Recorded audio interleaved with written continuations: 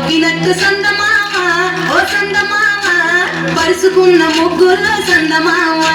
పిల్లల పోడోలే పల్లె పెరిసి జ్ఞాపకాల ముల్లె ఆడబిడ్డలా చూసి పావు రంగ పూలు పూసి ఎలుగుతున్న కండ్లతోటి సందమామ ఓ సందమామ ఎగల తడిని నింపుకుంది సందమామ